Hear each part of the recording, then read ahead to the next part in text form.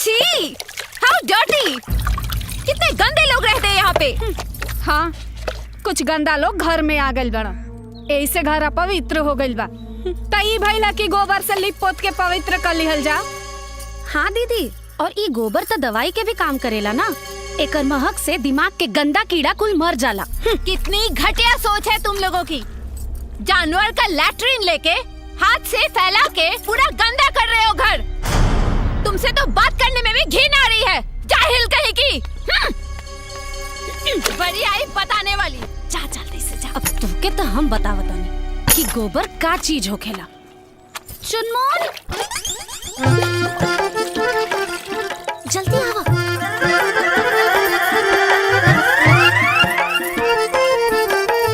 चलो चलो।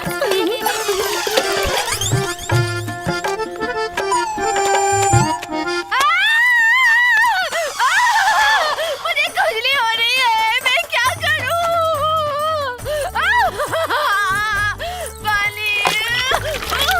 अरे बहना, क्या हुआ बहना? मुझे खुजली हो रही पुलिस है। पुलिस बुलाओ, पुलिस बुलाओ। मैं क्या करूं? कॉल नहीं लग रहा। एम्बुलेंस एम्बुलेंस मंगाओ। अरे क्या हुआ बहना? मुझे खुजली हो अरे रही फायर है। ब्रिगेड को फोन लगाओ यार। तुम्हें मजाक सूझ रहा है। अरे यार, एक खुजली तक गोबर लगावला से जाई ना। हाँ दीदी, लेकिन ई गोबर के छुई है कहाँ? गोबर तो जानवर के लैट्रिन होला, गंदा होखेला ना। अरे यार, बहना नो, बहना नो, बहना नो, बहना पॉटी, बहना पॉटी, जानवर का टट्टी बहना, पॉटी बहना, टट्टी, आई मीन जानवर का टट्टी बहना। क्या करूं मैं बहना? चुप, अबे चुप। अरे बहना नो, डोंट डू दिस बहना। अरे अबे हट बे, अबे बहना, बहना ये रोक लो बहना। सब ठीक है बहना? दुल्हन, तू खाना काहे नहीं खैलुआ बहले? माई अरे उ घुमंतुआ के चक्कर में ते अपन खून काहे जराव तरी बिटिया? सवेरे से साँझ हो गेल, ओकर कहीं पता चला हैं? अरे का भाई? का बताई कि का भाई? हम तो ओकरा से परेशान हो गल बानी जी। ई लड़की सवेरे से अन्न का दाना नहीं डलले मुंह में, हैं? बाकी ओ बहया के शरीर में न तो डर बा न तो लाज बा। अरे जब से निकम्मा गोधरा के चक्कर में पड़ल बा, तब से ये दिन पे दिन बिगड़ते जा रहल बा। देखत बाड़ी ससुर के नाती के कि कहवा बा, आज ओकर छठी के दूध याद करा दे। हाँ डार्लिंग, जल्दी बनाओ, बहुत भूख लगी है। हाँ हाँ बन गई, ले आवतन। राजा राजा राजा राजा राजा राजा बाबूजी बाबूजी बहुत गुस्सा में भाई। का बाबूजी रे? यहाँ अवतरण, यहाँ अवतरण, तू जल्दी भाग, ना तो सब कौन खुल जाए। अरे वहाँ कहाँ जाता? बाबूजी होने से अवतरण, तू ना जा। ए भाई सब संभाल लिए। हाँ हम संभाल ले। अरे बाप रे, हे भगवान, ये दोस्ती के चक्कर में वो का करे पड़ी। चलो तरकारी बना दी।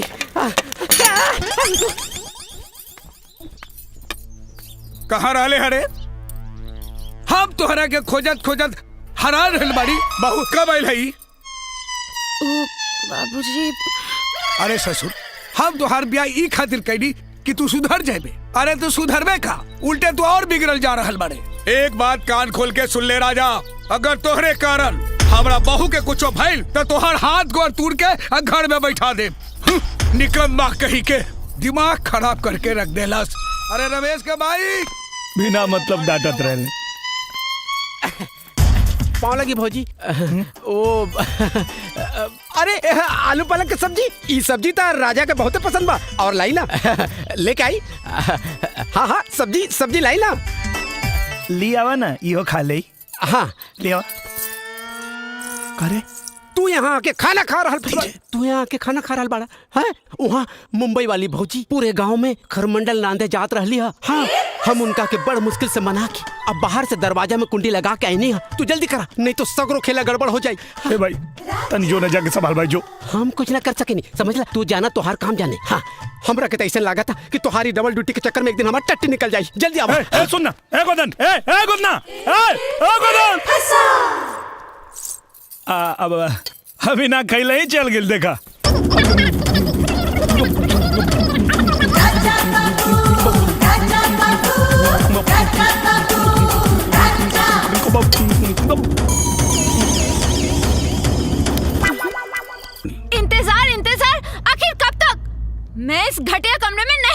करती। बहना बहना, जब तक पैन कार्ड और टीडीएस सर्टिफिकेट नहीं आ जाता तब तक हमें यहीं रहना पड़ेगा बहना। अकाउंट में एक बार अमाउंट शिफ्ट हो जाए बहना, फिर देखना हम उनसे सौदा करेंगे और कहेंगे राजा बाबू लो और पैसे हमें दे दो। फिर देखना बहना, जिंदगी भर ऐश करोगी बहना, ऐश ही ऐश। खूब बल लगा के पड़ जा। हाँ? हेलो जीजू। हेलो। ए घुघरू, एगो बोरा बिछा दा। बहू, जी बाबूजी। ई कुकरन के भी खाना दे दा। जी। हेलो, आई एम नॉट कुकुर, I am lucky and he is Jackie. Yes. हमने क्या खास मेहमान के कुकुरे कहा जाला। Okay, Very then nice. I am lucky कुकुर, ही इज जैकी कुकुर। बैट कुकुर। Okay thank you. ओके। हाँ, बहुत जोरों की भूख लगी है, जल्दी से मुझे खाना दो। हमनी के यहाँ आदमी का खाना खैला के बाद औरत खाना खाली, सब पहले ना। What rubbish! भूख किसी का इंतजार नहीं करती। ए लड़की, Excuse me, मैं लड़की नहीं, आपकी बहू हूँ। जोर जबरदस्ती रिश्ता जोड़ने की कोशिश मत करा। हाँ। मेहमान बारू तब मेहमान बन के रह।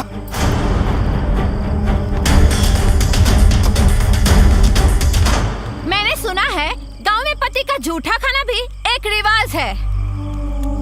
लीजिए, खा लिया मैंने।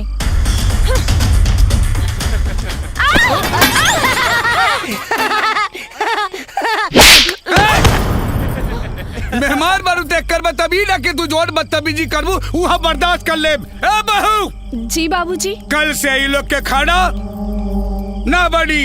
ये लोग अपन खाना खुद बनाई और खुद खाई और साथ में ई होकलिए के साथ खाई। निकम्मा कहीं की। हाँ हाँ, बना लेंगे। हाँ। जैकी, चलो कल से अपना हाथ जगन्नाथ।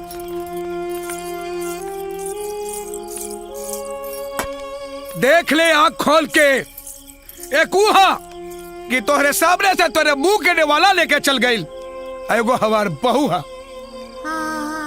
पर नेवाला तोहरे सामने रख गई। का अब चोर कहीं का खा रे बाबू का। ए चुनमुन के माई, कहाँ बाड़ू हो? हाँ हाँ, आवत हैं। इ मरल लोग के भी ना खाना खैला के बाद एक गो काम आवेला। उ लोग के का पता कि हम औरतन के खाना खैला के बाद भी बहुत सारा काम होला। हाँ तो दीदी आप जाई ना, हम कुल बर्तन धो देता नहीं। सच में जाई का? हाँ दीदी जाई ना। वैसे भी आज हमरो मन ना बहुत कच्चा कच्चा सा लगा था। जात बनी। हाँ कुसुम, तू चिंता मत करा, तोहरो के एक दिन ना देवर जी ऐसे ही परेशान करिया। अरे आओ तनी बाबा।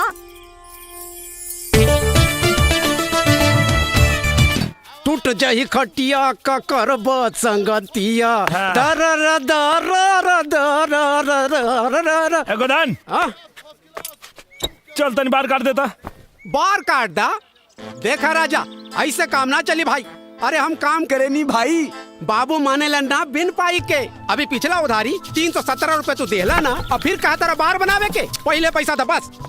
अरे यार, हम तो उधारी सब दे। अरे ना ना राजा बाबू, हमरा के गोली मत दा। अभी मत कहिया कि हम करोड़पति जीत के आई तो तुहार पूरा पैसा दे दे। पहले पैसा बस। अरे यार, तू हमार दोस्त हवे ना। तू सब हम कुछ नहीं के जानत। पहले दाम, ओकरे बाद तो हर काम, बुझला? हाँ। ना बनबे, ना ना बनबे। ना ना ना। हाँ हाँ, निकाला निकाला, पैसा निकाला। हाँ? हाँ? इस रूट की सभी लाइनें व्यस्त हैं, कृपया थोड़ी देर बाद डायल करें। ना बनबे। ना ना ना। आपके द्वारा डायल किया गया नंबर फिलहाल कृपया थोड़ी देर बाद डायल करें।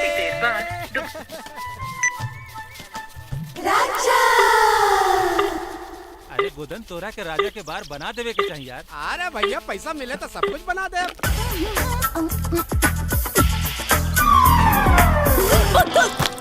का मैडम, वो दिन तो धोखा दे के भाग गयलू, लेकिन आज तो तोके हमरा के चुम्मा दे वही के पड़ी। तो हम कहाँ मना करे तानी, आबो ले लो चुम्मा।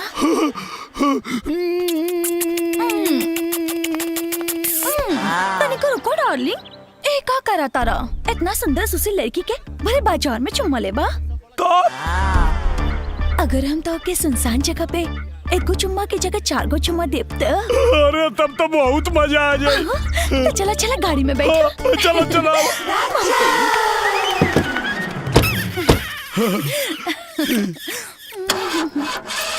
डार्लिंग, गाड़ी तो स्टार्ट ही नहीं के हो।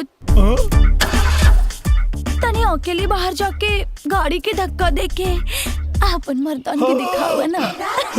कहा ना, देखा तू अकेले ठेल के चालू कर देता नहीं।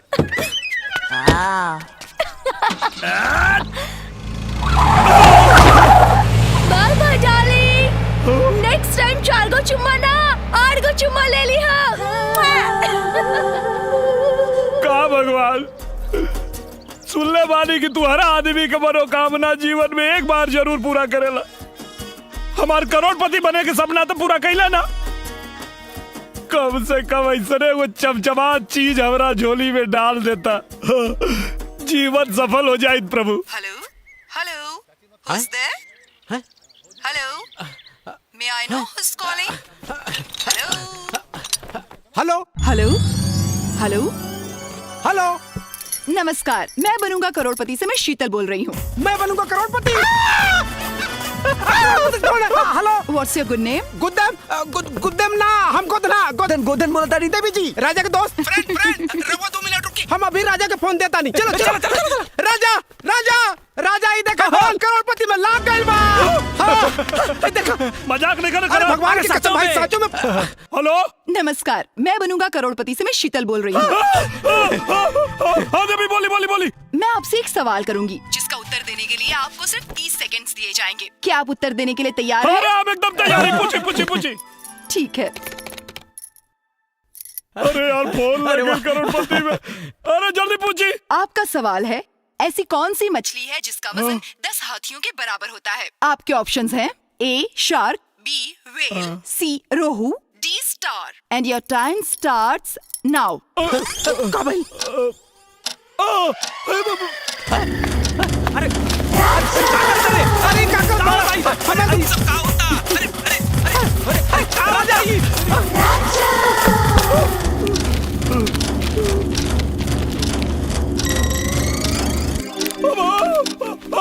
वेल मछली। आपका जवाब बिल्कुल सही है। हेलो मालिक, हम चुना गए नहीं। क्या मतलब हमारा चयन हो गई? नहीं मिस्टर राजा, अभी नहीं। ये चयन की पहली प्रक्रिया थी। दूसरी प्रक्रिया में सही जवाब देने वाले लाखों प्रतियोगियों में से 10 भाग्यशाली प्रतियोगियों का चयन होगा। अच्छा। अगर आपका नाम उन 10 भाग्यशाली प्रतियोगियों में शामिल होगा तो आपको बहुत जल्द सूचित कर दिया जाएगा। अच्छा। अब आप अपना मोबाइल नंबर और पूरा पता लिखवाइए। हाँ लिखी। राजकुमार उर्फ राजा बाबू, ग्राम टड़वा, पोस्ट बसेवा, जिला गाजीपुर। अब पिन नंबर 275205। हाँ तो मिस्टर राजा, आपका मोबाइल नंबर यहाँ दर्ज हो चुका है। अगर इसके अलावा और कोई भी नंबर है तो आप बता दीजिए। हाँ लिखी। 97 सूत के 98 उठ के मतलब 97 87 98 88। जी धन्यवाद मिस्टर राजकुमार जी। एक बात बताई देवी जी। क्या? आपके आवाज बहुत मीठ बा। बहुत बहुत धन्यवाद मिस्टर राजकुमार जी। मैं बनूंगा करोड़पति की ओर से आपको बहुत बहुत शुभकामनाएं। आपका भविष्य उज्जवल हो। ओके बाय। Thank you.